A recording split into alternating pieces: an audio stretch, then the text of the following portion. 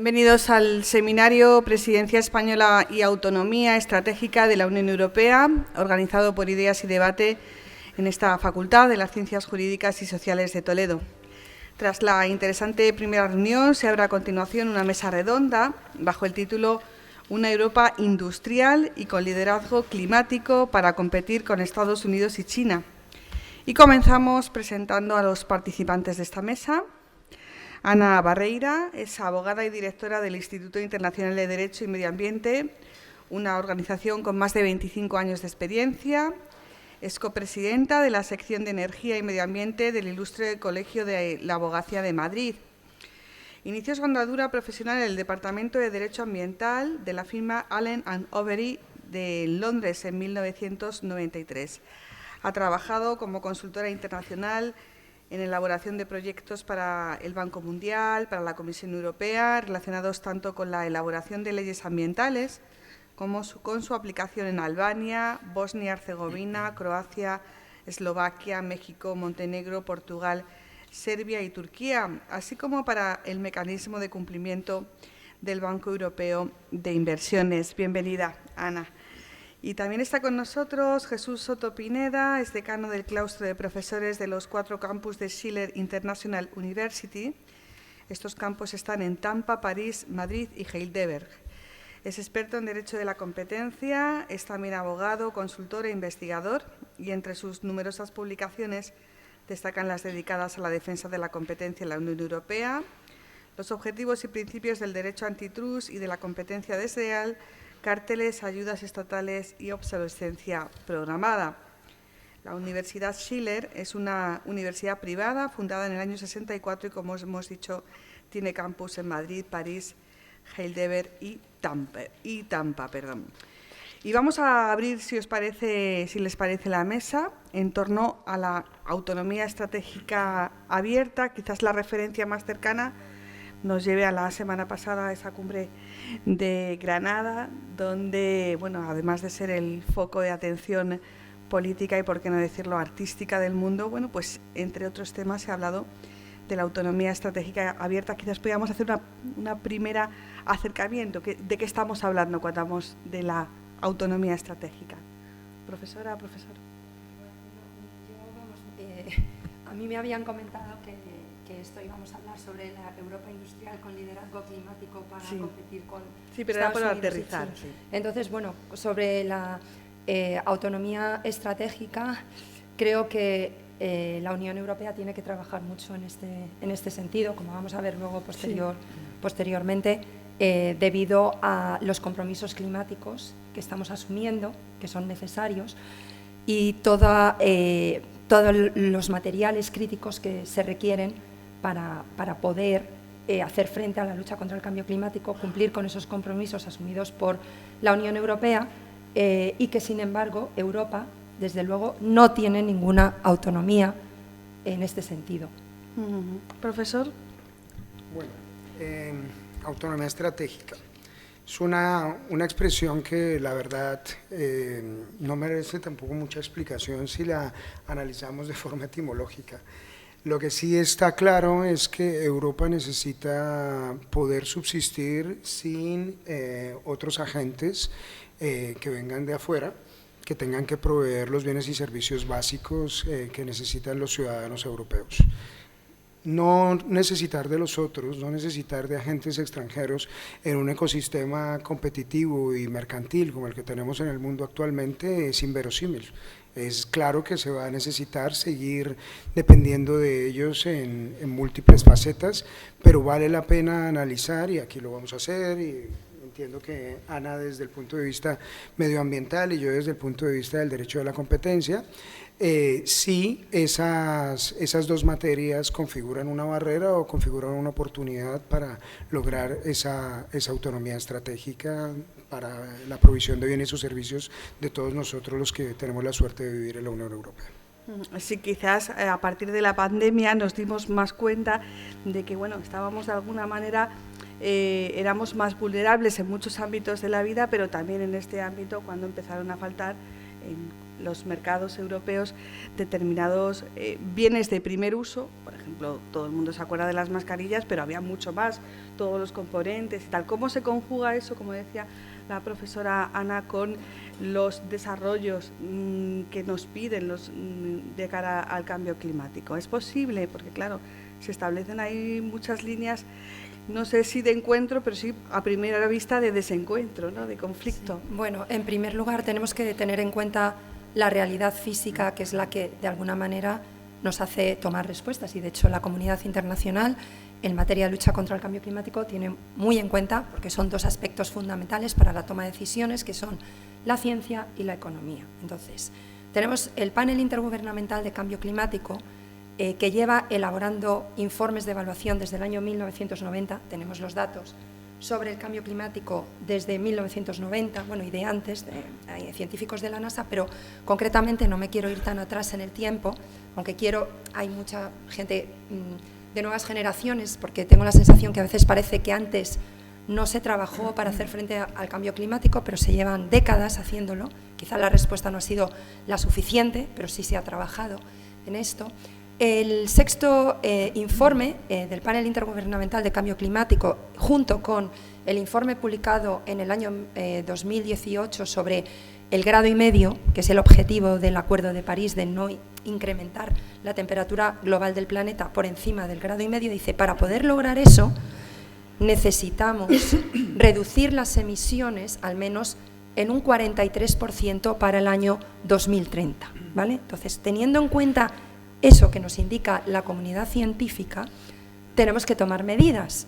La Unión Europea, que ha sido y sigue siendo líder en la lucha contra el cambio climático, ha tomado una serie de medidas. Primero se comprometió, al firmar el Acuerdo de París, a reducir sus emisiones, mitigar el cambio climático en un 40%, con objetivos también, para poder lograrlo, de introducción de renovables en el sistema energético y también de eficiencia energética, que se han revisado tras la aprobación de la Ley Europea del Clima y que ha impulsado tanto el Fit for 55 como el REPowerEU como consecuencia de la guerra en Ucrania. Entonces, ahora tenemos unos objetivos de reducir para el año 2030 las emisiones en al menos un 55%, y el reciente acuerdo sobre penetración de energías renovables para el año 2030 al menos un 42,5% y si es posible, un 45%. ¿Por qué hago todo este análisis previo? Porque para poder lograrlo hay que empezar a trabajar e introducir y cambiar todo nuestro sistema económico, que ya se está haciendo, se está descarbonizando desde hace ya alguna década, ¿no? Y para ello necesitamos, por supuesto, recursos.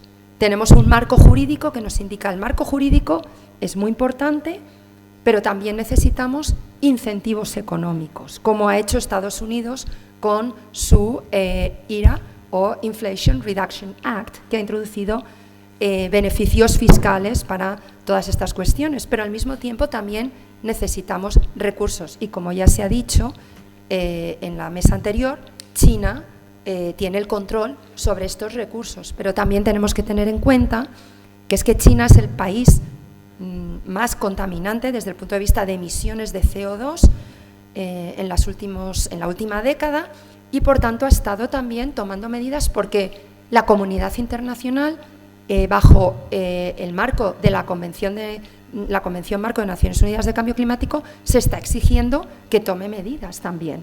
Y también ha tomado medidas porque, aparte del cambio climático, que es un efecto global y que nos impacta a todos, es que también a nivel interno tenía problemas de contaminación atmosférica, y por eso empezó a impulsar el vehículo eléctrico. O sea, que también no es de ahora, es que esto se viene haciendo desde hace ya una década, ¿vale? Digamos en que la pandemia nos hizo un poco recapacitar a todos ante esa situación que vivimos, de que, bueno, no somos autosuficientes, pero tampoco podemos aspirar a ser autosuficientes, ¿no? Porque necesitamos de los demás. Hablaba la profesora de esas, ese impulso que se quiere dar para luchar contra el cambio climático, pero siempre aparece en este discurso una especie de matrimonio poco avenido, ¿no?, si me permiten la expresión, que es, vale, apostamos por esos desarrollos para luchar contra el cambio climático, pero parece que consecuentemente tenemos que renunciar a un modelo de desarrollo económico y además esto siempre va a ser mucho más caro. Esto no es así, hay que empezar a despolarizar, ¿no?, cuestionamientos de estos, ¿verdad, profesor? Bueno, no sé si va a ser posible lograr que esta tensión de derechos no exista. Siempre ha habido tensiones de derechos y de hecho es la razón de ser de la carrera jurídica, que nosotros los abogados logramos en ciertas circunstancias lograr solucionar esas tensiones de derechos. Aquí hay una tensión de derechos clara, como se ha nombrado, porque por un lado tenemos esa realidad que se suscitó en medio de la pandemia, en la cual fuimos conscientes acerca de la incapacidad que teníamos para acceder a ciertos bienes y servicios que eran de primera necesidad. De hecho, eso no ha cambiado y a día de hoy sigue siendo así. Todavía no podemos acceder a los bienes o servicios en los momentos, a todos ellos, en los momentos que bien nos apetezca, sino que tenemos que aceptar que pasan cosas a nuestro alrededor o en el mundo que impactan en poder acceder a esos bienes o servicios, y lo hemos vivido después de la pandemia con todo lo que ha sucedido, pasando por el conflicto en Ucrania y por la invasión de Rusia a Ucrania, que ha provocado que se encarezcan muchísimos productos. Eso nos ha demostrado que no somos suficientemente autónomos para acceder a ciertos bienes o servicios. Y también esa tensión de derechos se presenta porque, queriendo subsanar acceder a esos productos y servicios de una manera autónoma, observamos que nuestra propia regulación aquí en la Unión Europea puede ser un bloqueo para lograrlo. Esa regulación, que en principio nació en un contexto, a día de hoy no cambia mucho el contexto, pero con unos pequeños cambios nos demuestra que tenemos que o bien cambiar la interpretación que estamos haciendo de ese contexto normativo, o bien cambiarlo porque ya se ha modificado la realidad en la cual ha surgido.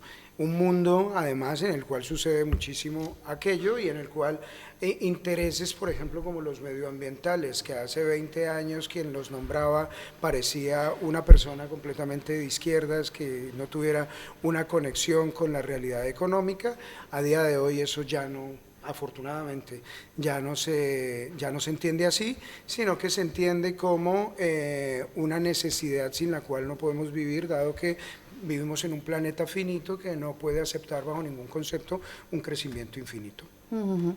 Es muy interesante la aseveración del profesor Soto. Hace 30 años, usted lo ha dicho, en el año 1990 se habla de esos primeros informes, hace 33 años se empieza a hablar del cambio climático, y sí que es verdad que estaba escrito ideológicamente a un lado. Yo creo que eso ni fue bueno ni ahora es, desde luego, sustentable. O sea, obviamente cuando se habla de cambio climático se habla de un bien superior que está por encima de las ideologías, pero ¿no le da la sensación, profesora, de que cuando se habla de sujetarse o de luchar contra el cambio climático hay como diferentes raseros?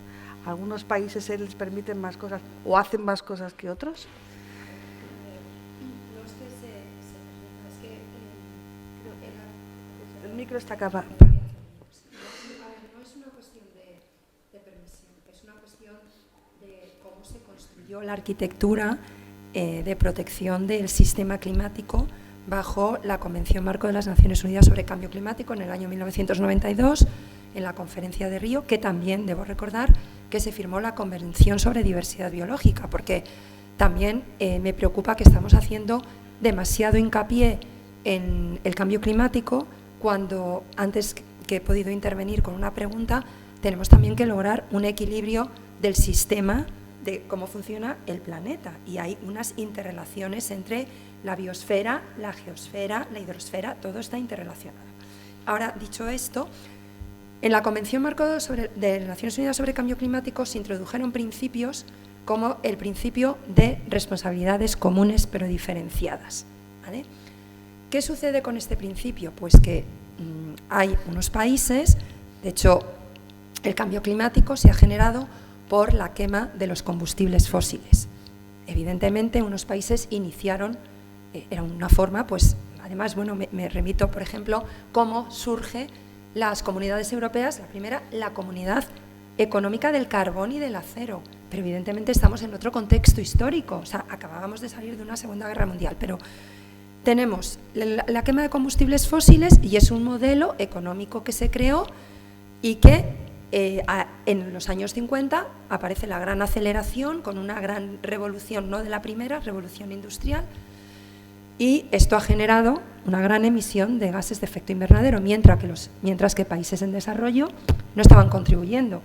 Cuando uno se va a los análisis del IPCC, ve cuáles son los países que más han contribuido históricamente, no en la actualidad. Pues tenemos Estados Unidos, también China aparece, India, Alemania está como en el puesto 8º. La Unión Europea realmente, los países de la OCDE antigua, de los que aparecen en el anexo de la Convención del año 92, han contribuido como un 40%, ¿no? Entonces, ¿qué pasa? Pues que cuando se firma el protocolo de Kioto, evidentemente, ¿quiénes estaban obligados a reducir sus emisiones? Pues los países que más habían contribuido, que es así como aparece en el texto de la Convención Marco de las Naciones Unidas sobre Cambio Climático. El artículo 4 establece obligaciones para países desarrollados y países en desarrollo. Protocolo de Kioto, reducción de emisiones, los países que estaban en economías en transición, que ya son parte de la Unión Europea y la antigua OCDE, año 92, ¿no? Entonces, no es que se permita más a unos que a otros, sino es como se ha contribuido más, son los países que deben de tomar medidas. Debo decir la Unión Europea, porque esto aparece muchas veces. Primer periodo de compromiso del protocolo de Kioto, el protocolo de Kioto, el primer compromiso era reducir un 5% las emisiones a nivel mundial de los 6 gases de efecto invernadero que están en uno de los anexos de ese protocolo. La Unión Europea, compromiso un 8%, ¿vale? Pero incluso dentro de la Unión Europea, ese 8% se distribuyó entre países bajo el principio de responsabilidades comunes pero diferenciadas. Y España y Portugal pudieron aumentar sus emisiones en ese primer periodo en un 15%, mientras que Alemania, el Reino Unido, tenían que reducirlas en 20 y tantos %. De hecho, hoy en día, incluso bajo ese compromiso del 55%, al menos el 55%, es un compromiso en la totalidad de la Unión Europea. Es un compromiso colectivo en el que países como Alemania, en su ley de cambio climático, tienen un compromiso de reducción de al menos un 65% para el año 2030, mientras que en España lo que tenemos en nuestra ley de cambio climático es del 23%, ¿vale? Entonces, esto también se traslada en el plano internacional, porque es una traslación de ese principio de responsabilidades comunes pero diferenciadas. Por tanto, no estamos permitiendo a unos países más que a otros. Al mismo tiempo, y termino, que me estoy extendiendo demasiado, perdón, tenemos miedo de China, pero a China le estamos exigiendo que reduzca sus emisiones, porque es el mayor emisor. ¿Cómo lo hace? Pues se ha estado, de alguna forma, preparando y suministrando para poder cumplir con esos compromisos de reducción. O sea, ahora tiene el mayor despliegue de flota de vehículos eléctricos en su país, frente a la Unión Europea o a Estados Unidos. Es el país que más está desplegando energías renovables, aunque la Unión Europea es el único bloque mundial que ha sido capaz de superar en su sistema energético el abastecimiento con energías renovables en el año 2022 un 22%, superando el carbón y el gas, ¿no? O sea, estamos en una transición y no podemos decir, bueno, es que a otros países se les permite más que a otros. Es que estamos en esas y ahora en la COP28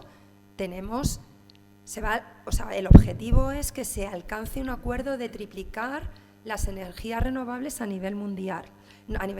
¿Qué quiere decir esto? Países en desarrollo van a tener que hacer esfuerzos. Evidentemente hay que exigirles un plan de acción a través de los las contribuciones nacionales determinadas, que es una parte del Acuerdo de París, un plan de acción, digamos, concreto, pero van a requerir también apoyo financiero, ¿no? O sea, hay muchísimos factores. Sí, a pero tener por en ejemplo, cuenta. ahora que he hablado de los coches eléctricos, cada vez que se lanza una noticia que se traslada a la opinión pública, una noticia referida, por ejemplo, a la eliminación o la prohibición de ventas de vehículos a gasoil o a gasolina, bueno, pues rápidamente los lobbies que defienden sus intereses económicos y que están defendiendo también el desarrollo económico de un país concreto, bueno, pues obviamente salen a defender su parcela. Volvemos a esa expresión, ¿no?, de esa tensión, no solamente de derechos, sino también tensión entre el modelo económico y el modelo jurídico y la necesaria protección al medio ambiente, de alguna manera, porque es algo que tenemos que dejar a los que nos sucedan. ¿Cómo se gestiona esto, profesor? Pues con mucha dificultad, por supuesto. Claro, si fuera fácil. Con muchísima dificultad, porque esa tensión, yo sí creo que es de derechos, porque también hay un status quo que hay que respetar y que además se basa en un principio jurídico máximo, que es el de la seguridad jurídica. Si resulta que usted es un empresario y ha logrado posicionarse, ser un agente social importante de cambio, de empleabilidad, y además de movimiento económico, pues obviamente usted tiene unos derechos adquiridos que le permiten tener un lobby con muchísima fuerza, que va a impedir, por ejemplo, que la normativa vaya en contra de sus intereses, o por lo menos que lo haga de una manera inmediata, sino que es necesario, pues, respetar un escalonamiento hasta que ese derecho adquirido, pues, se pueda difuminar un poco. Es muy difícil, en todo caso, y aquí voy a hacer una alusión a lo que dijo Ana, porque todo lo que ella explicó, lo explicó de manera brillante, no obstante, es de por sí confuso. Y yo entiendo que es de por sí confuso porque es muy complejo lo que está detrás, que son todos estos intereses de agentes, incluidos estados, que tienen en términos económicos un mayor poderío y que no quieren perder la influencia que les trae ese poder dentro de la organización global. Por lo tanto, entonces, es una especie de igualdad en el ejercicio de la reducción de las emisiones de carbono, pero aceptando nuestras diferencias, porque algunos son más poderosos que otros y por lo tanto, y algunos también han emitido más carbono que otros y por lo tanto, pues tendremos todos que igualarnos, a pesar de que eso no sea lo más beneficioso en el corto plazo para todo el mundo. Ese contexto es muy complicado. Máxime, y vuelvo a traer a colación lo que dije en la primera intervención, cuando las normas que están establecidas en un contexto, por ejemplo, el europeo, no son suficientemente amigables con los operadores europeos, que son aquellos que tienen capacidad desde Europa de generar la autonomía estratégica o de competir en unas condiciones de cierta igualdad con otros campeones que vengan en términos empresariales desde China o que vengan desde Estados Unidos.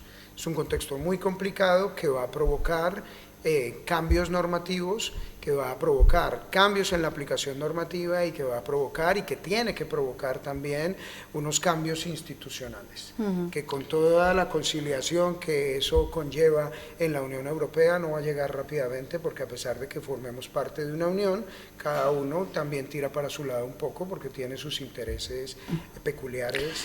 Y luego porque surgen acontecimientos que de alguna manera alteran la agenda política y ya no te digo la agenda informativa.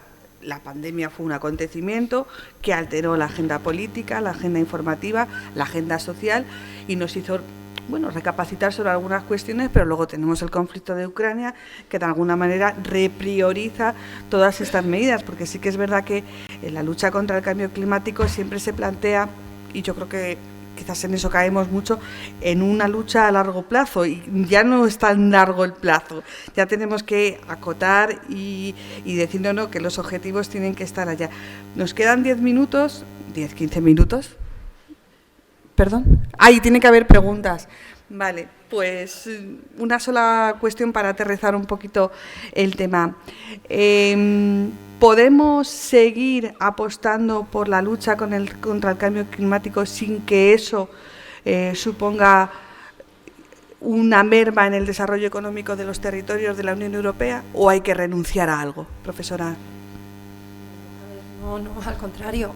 Estamos en un momento en el que producir, por ejemplo, energía renovable es mucho más barato que producirlo con combustibles fósiles, ¿no? No se va a renunciar a esa cuestión, ¿no? Lo único que tenemos que ver también es los impactos que vamos a generar en los países que nos van a abastecer de las materias primas, ¿no? Cómo vamos a influir en su suelo, en su biodiversidad, pero no, en absoluto. O sea, es que van de la mano, y de hecho precisamente también la respuesta de la Unión Europea a la invasión de Ucrania con REPowerEU es: vamos a recuperar la soberanía energética, vamos a dejar de depender del gas y del petróleo de Rusia, porque además hoy en día tenemos la tecnología disponible para poder hacerlo. Y lo acabo de decir, 2022, Unión Europea generó el 22% de energía con renovables frente a 20% con carbón. O sea, se está reduciendo la presencia en nuestros sistemas energéticos del gas y del carbón. O sea, no es, a ver, es que también tenemos que darnos cuenta que no es de un año para otro, esto es un proceso. Estamos en una transición, ¿no? Y también solamente me gustaría decir que también, a ver, estamos ahora con una dependencia también, pero recordemos que también hemos deslocalizado mucho, ¿eh? En los 90, los 2000, la globalización consistía en eso. Vámonos a otros lugares porque los costes sociales, los costes ambientales son más reducidos, ¿eh? O sea, que es que sí, por eso yo decía que estamos, o sea, siempre todo es consecuencia de algo, no es una casualidad. Y precisamente donde se han deslocalizado esas empresas son países más pobres, más en desarrollo, cuyas materias primas también se han explotado y luego se les piden responsabilidades, ¿no? Profesor, y no sé si tenemos alguna pregunta. Yo, mientras llega la pregunta, que los animo a que efectivamente la realicen, principalmente los estudiantes. Tú preguntabas, perdóname, sí, Ana, sí. Te tuteo, preguntabas acerca de si tenemos que renunciar a algo. Por ejemplo, en materia de derechos, que es su ámbito. Yo ahí difiero parcialmente de ti, Ana, porque yo sí creo que es necesario de alguna manera renunciar a algo, porque en virtud de que existen campeones estadounidenses o chinos de tantísimo poder, con el objetivo de poder competir con ellos, vamos a tener que reducir esa carga competitiva en la Unión Europea. Vamos a tener que favorecer de alguna manera a los agentes, a los operadores económicos europeos frente a los estadounidenses, y se nos puede venir a la cabeza, pero ¿cómo vamos a hacer eso si todos deberían competir en igualdad de condiciones, incluso los estadounidenses o chinos que vienen a Europa? No es tanto así, porque eso sería no priorizar o beneficiar en exceso a los europeos, sino igualar las condiciones de los europeos frente a los estadounidenses y los chinos, porque las Big Five de Estados Unidos, por ejemplo, que tienen todas presencia en Europa, o estas empresas chinas que tú enunciabas previamente, todas están subsidiadas o favorecidas de alguna manera por Estados Unidos o por China, cosa que no se puede hacer en Europa porque hay una normativa de competencia que determina que las ayudas de Estado están prohibidas. Esa normativa no existe en esas latitudes, por lo tanto, porque existe una presión normativa en Europa que no existe en los otros sitios y que permite que esos otros sitios tengan empresas y campeones nacionales de esos sitios que vienen a competir en Europa. Por lo tanto, sí se tiene que renunciar de alguna manera a algo en el mediano plazo. No sé si hay preguntas. Sí. Por favor. Bueno, todo gracias a la mesa por las intervenciones. Tengo varias preguntas para los dos. En relación a la última intervención de Jesús Soto, tengo una pregunta. Entonces, ¿cree usted que lo adecuado sería establecer algún tipo de medida económica, digamos, de carácter más o menos proteccionista? Y en el caso de que esta fuera una solución total o parcial, ¿qué medidas se implementarían para evitar una desviación de comercio que al final generara una pérdida de eficiencia? Y ya podemos quedar a una pregunta más. Sí, y en cuanto a la profesora Ana, mi pregunta era, entonces, bajo su experiencia profesional, ¿cree que realmente estamos consiguiendo avanzar sustancialmente para realmente en 2030 conseguir, no diría todos los objetivos al 100%, pero sí un gran porcentaje? Profesor Soto. Pues rápidamente, gracias. Proteccionismo, el gran término parece que prohibido en Europa, pero que en Estados Unidos se dice con toda la alegría del mundo. Eso es. Pues la respuesta sería no, yo no creo que sea necesario implementar medidas proteccionistas, lo dije previamente, más bien estabilizar. ¿Qué necesitaría, por ejemplo, la defensa de la competencia, que tiene como agente protector en Europa principal a la Comisión Europea? Simplemente flexibilizar las ayudas de Estado. Eso no es proteccionismo, es simplemente igualar las condiciones de los agentes internos a las que tienen los empresarios extranjeros que vienen a competir en Europa. Por lo tanto, sería igualar. Y además hay un catálogo de exenciones por categorías para las ayudas públicas que lo permite. Se puede determinar simplemente que los Estados pueden, por política interior o por política europea, el mecanismo está. El mecanismo está ya. ¿Qué se necesita? Interpretación, una interpretación proclive a beneficiar a los europeos, que tampoco estamos hablando de ciencia ficción porque los otros lo hacen, entonces ¿por qué no podemos en un ámbito competitivo hacerlo? Y lo otro, para poder llegar a ese punto de la interpretación, por ejemplo, de las exenciones por categorías en ayudas de Estado, se necesitan personas, sujetos, recursos humanos que entiendan que tienen que hacer eso. Y eso no es fácil a día de hoy en la Unión Europea porque se ha reducido, es una lástima que ya no esté Lucas con nosotros, pero se ha reducido de manera importante los recursos que tiene la Comisión Europea en materia de competencia para entender los sectores económicos y para actuar sobre esos sectores económicos, por ejemplo, incentivando a los estados a que les den dinero a sus campeones nacionales, para volverlos un poquito más competitivos frente a los que vienen del extranjero, porque la diferencia económica en este momento y de volumen de negocio es inmensa. Los estadounidenses podría ser una están muy por encima. Podría ser una cuestión de complejo europeo frente a Estados Unidos y China. Pues puede ser, porque puede ser. No sé si efectivamente se puede deber a eso.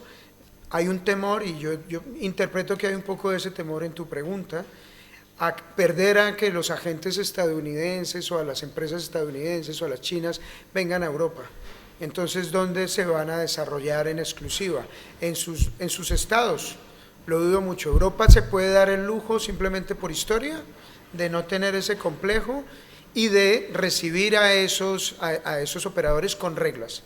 Ya lo ha hecho en casos, por ejemplo, como Google, al cual le puso una sanción millonaria, que es ejemplo de disuasión en materia de competencia hace unos pocos años. ¿Se ha ido de Europa a Google por ello? No, simplemente se ha adaptado.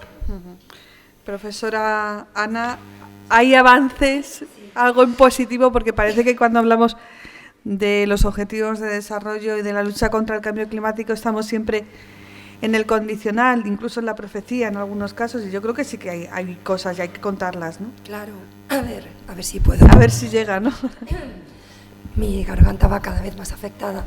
Sí, la Unión Europea está avanzando. O sea, cuando hablamos de los objetivos, si lo ponemos a nivel internacional, los análisis que publica todos los años tanto el Secretariado de la Convención de Naciones Unidas sobre el Cambio Climático y el Programa de Naciones Unidas sobre el Medio Ambiente, tenemos un gap para lograr estabilizar la temperatura del planeta y que no se incremente más allá del 1,5 grados, pero no es por la falta de acción de la Unión Europea, no hay una inacción por la Unión Europea, sino es porque otros países siguen aumentando sus emisiones, ¿no? Entonces, por eso la COP28 es muy importante y hay que lograr traer también a todos estos países y hay que lograr un acuerdo para lograr el phase out, o sea, desconectarnos de los combustibles fósiles, ¿de acuerdo? Pero me quería meter en el tema porque la discrepancia siempre enriquece las ideas, ¿no? A mí me gusta la discrepancia, así que no. Es que, por ejemplo, a mí me llama la atención, no sé si, porque a lo mejor no tengo la información, pero me da la atención que la Comisión Europea la semana pasada abrió una investigación por las ayudas de China a los vehículos eléctricos y yo no he visto ninguna investigación, a lo mejor la he perdido, sobre la Inflation Reduction Act de los Estados Unidos, ¿no? Me llamó la atención. ¿Por qué no? Y luego también me llama la atención que por una parte la Unión Europea actúa, sí, hay estas restricciones de ayudas de Estado, pero también al mismo tiempo tenemos Next Generation. En España pues hay PERTEs sobre el vehículo eléctrico, PERTEs sobre energías renovables, ahí hay ayudas.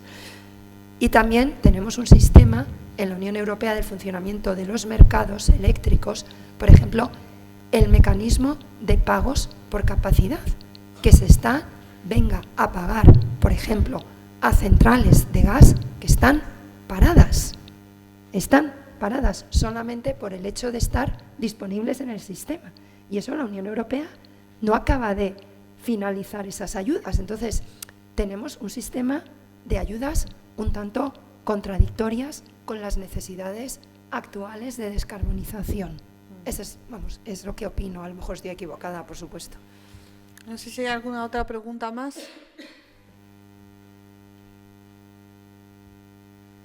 Pues si les parece, porque no nos hemos pasado. Por una vez no me he pasado, ¿eh? Por una vez no me he pasado, pero yo me quedo con esas ideas. Se están haciendo cosas, se están haciendo avances para conseguir los objetivos de luchar contra el cambio climático. La situación no es igual para todos los países y en el ámbito del derecho y de la competencia, bueno, pues quizás Europa a lo mejor se tiene que poner un poquito más las pilas, dejar atrás algunas palabras que parece que dan un poquito miedo, como el paternalismo, el proteccionismo, y simplemente adaptarlas al discurso político que ya se aplica en otros lugares del mundo. Así que si quieren hacer alguna... La profesora creo que no llegas. Yo sí. Simplemente creo que Ana acaba de tocar varias teclas que nos podrían llevar a una conversación muchísimo más larga. Lo de China seguramente está justificado en intereses políticos. Hombre, claro, a nadie se le escapa que hay un componente político. Hay un componente político y hay menos miedo por China que por Estados Unidos en materia económica. No sé muy bien por qué, pero bueno, ahí está. Y los lobbies hacen mucho ahí. En materia de ayudas, sí, es un sistema completamente, en este momento, ambivalente, porque el rasero que se utiliza para el análisis de unas ayudas y otras, a pesar de que sean análogas, es muy distinto. Y depende de quién venga y depende del poderío político que tenga un Estado europeo u otro. Y también cuál es el operador económico que lo ha recibido. Eso también influye mucho. Y en materia, termino tal vez con eso, es importante que la Comisión Europea fortalezca sus recursos humanos. Estamos en una época de privatización extrema del conocimiento, porque verdaderamente siempre hay una comparativa salarial. Con el conocimiento, ¿dónde puedo hacer más dinero? Si soy un profesional que sabe de una materia, trabajando para organismos netamente públicos o para una empresa, usualmente una empresa, por lo tanto mejor trabajar en un lobby favoreciendo la argumentación para que esa ayuda de Estado que le están otorgando a un contrario no salga adelante, cosa que no pasa poco, en vez de estar fortaleciendo la capacidad que tiene un organismo tan importante como es la Comisión Europea para perseguir ayudas de Estado que vienen de fuera y que pueden ser incluso más perniciosas que esa que tú acabas de nombrar que están investigando. Así que nada, pues un punto también muy interesante, ¿no? Porque siempre se habla de la burocratización europea quizás también es que el lenguaje muchas veces es pernicioso y que entonces más que hablar de burocratización tenemos que hablar de la necesidad de profesionales, sí, de la necesidad de profesionales bien formados que trabajen en bien de lo público y por lo público, y obviamente hay que pagarlos, ¿no? Hay que pagarlos. Muchísimas gracias a los dos, profesora Ana Barreira, que se recupere. Gracias, un placer. El jengibre va muy bien en estos casos, lo sé y profesor Jesús Soto, ha sido bueno, pues un placer escucharles, quizás por poco tiempo, pero bueno, yo siempre digo que este tipo de foros se cierran, pero se dejan muchas ventanas abiertas para nuevos debates que plantear. Muchísimas gracias y a todos ustedes buenos días.